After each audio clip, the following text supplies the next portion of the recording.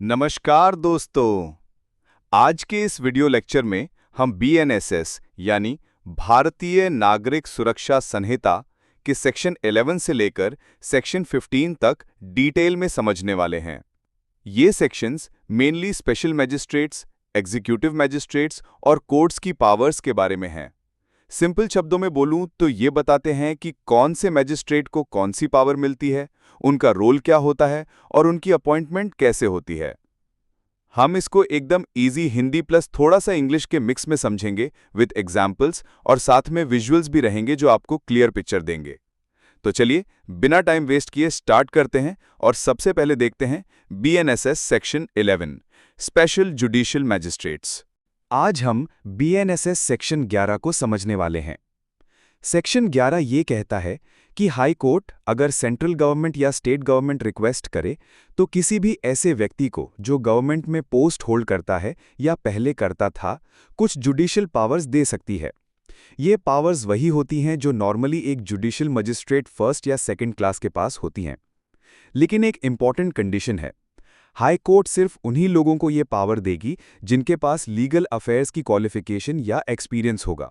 मतलब बिना लॉ की समझ के कोई भी ऑफिसर को मजिस्ट्रेट की पावर नहीं दी जा सकती।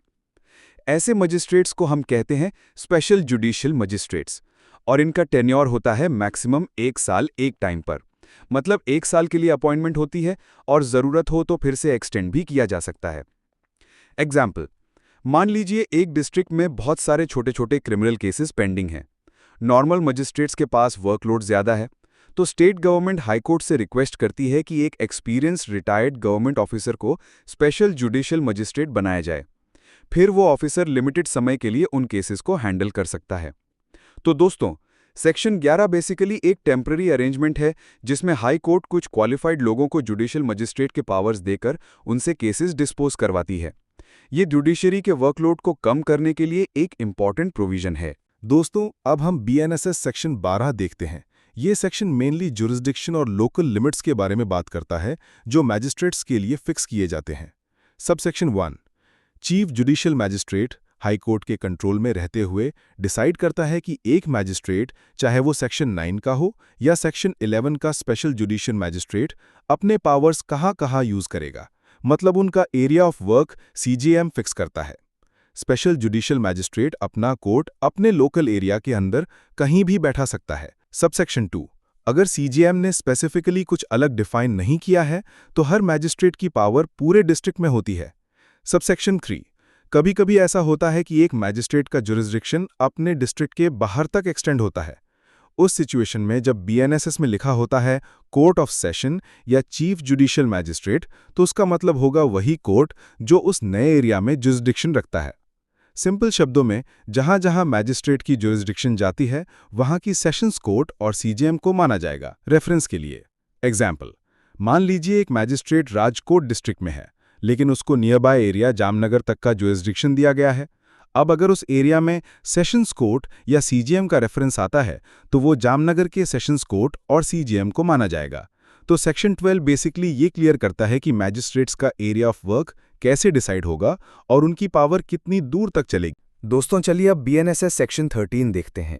ये सेक्शन मेनली जुडिशियल मैजिस्ट्रेट्स की सबऑर्डिनेशन और उनके काम का डिस्ट्रीब्यूशन के बारे में है। सबसेक्शन 1, सबसे पहले चीफ जुडिशियल मैजिस्ट्रेट सीजीएम हमेशा सेशंस जज के अंडर होता है, और बाकी सारे जुडिशियल मैजिस्ट्रेट्स जो सीजीएम नहीं हैं वो सेशंस जज के जनरल कंट्रोल में तो होते ही हैं, लेकिन डायरेक्टली सीजीएम के अंडर वर्क करते हैं। मतलब एक चेन ऑफ कमांड बन जाती है, सेशंस जज, chief judicial magistrate, other judicial magistrates. Subsection 2, CGM अपने अंडर के मैजिस्ट्रेट्स में काम का डिस्ट्रीब्यूशन कर सकता है। इसके लिए वो रूल्स बना सकता है या स्पेशल ऑर्डर्स दे सकता है, लेकिन वो बीएनएसएस के अकॉर्डिंग ही होने चाहिए।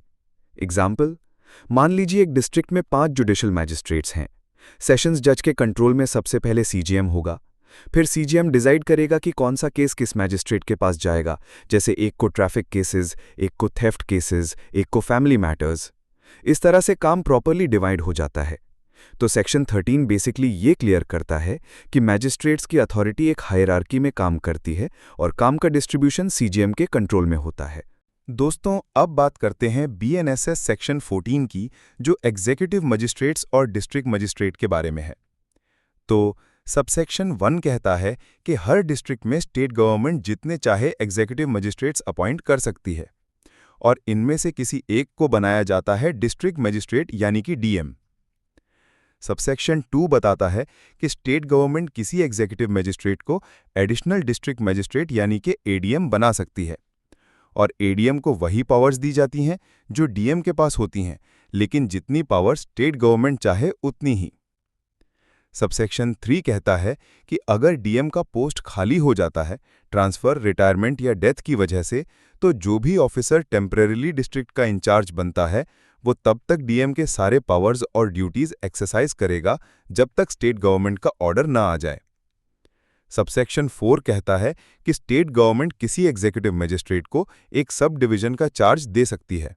उसको कहा जाता है सब डिविजनल मैजिस्ट्रेट यानी कि एसडीएम। सबसेक्शन 5 कहता है कि स्टेट गवर्नमेंट अपनी ये पावर जो सब डिवीजन के चार्ज के लिए है डिस्ट्रिक्ट मैजिस्ट्रेट को डेलीगेट कर सकती है। मतलब डीएम भी एसडीएम अपॉइंट कर सकता है अगर स्टेट गवर्नमेंट अलाउ करे तो। सबसेक्शन 6 कहता है कि अगर जरूरत हो तो स्टेट गवर्नमेंट किसी कमिश्नर ऑफ पुलिस को भी एग्जीक्यूटिव मजिस्ट्रेट के पावर्स दे सकती है। एग्जाम्पल के तौर पे गुजरात के एक डिस्ट्रिक्ट में स्टेट गवर्नमेंट ने 6 एग्जीक्यूटिव मजिस्ट्रेट्स अपॉइंट किए। उनमें से एक को बनाया डिस्ट्रिक्ट मजिस्ट्रेट। डीएम के अंडर एक एडीएम को भी अपॉइंट किया गया जो उनके कुछ पावर्स यूज करेगा। कुछ एरियाज को मैनेज करने के लिए एक एसडीएम बनाया गया। अगर डीएम का पोस्ट खाली हो गया तो टेम्पररी इंचार्ज डीएम की तरह पावर्स यूज करेगा। मतलब सेक्शन 14 बेसिकली एग्जीक्यूटिव मजिस्ट्रेट्स के अपॉइंटमेंट, पावर्स और हायरार्की को क्लियर करता है। Section 15 special executive magistrates. Section 15 कहता है कि राज्य सरकार किसी भी व्यक्ति को एग्जीक्यूटिव मैजिस्ट्रेट या पुलिस ऑफिसर जो सुपरिटेंडेंट ऑफ पुलिस या उससे ऊपर के रैंक का होगा उसे स्पेशल एग्जीक्यूटिव मैजिस्ट्रेट बना सकती है। ये अपॉइंटमेंट कुछ समय के लिए या किसी खास एरिया या स्पेसिफिक काम के लिए किया जा सकता है। इन स्पेशल एग्जीक्यूटिव मैजिस्ट्रेट्स को वो सारे पावर्स दिए जा सकते हैं जो इस संहिता में सामान्य एग्जीक्यूटिव मैजिस्ट्रेट्स को दिए जाते हैं।